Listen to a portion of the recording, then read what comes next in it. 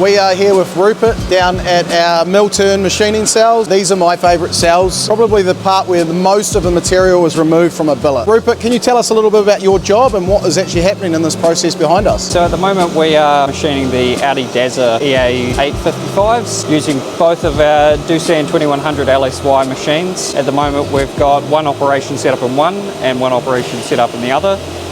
The main operation we're currently hitting is the first operation for this. It entails running the snout machining, including all of the grooving for the oiling passages, and then pulling it out and machining our lobes, journals and trigger. With the pull-out method, basically you're machining in certain areas of the chuck position, so that keeps a lot more rigidity in the machining operation, correct? Yeah, so if we keep it within about 100mm roughly of actual machining in the front of the chuck, keeps it nice and rigid, and if we can pull it out in each section and keep it nice and concentric by running ground bar, then every time we pull it out it's still going to be well within the run out we're sort of looking for. Once you put the cam in, it's about a 25 to 30 minute cycle? Yeah, around about 25-30 minutes. Hopefully in the future with the implementation of some new machinery we should hope to halve that. Looking forward to the new machines turning up. Awesome, so once this cycle's done, it's off to our second machine to finish the back end.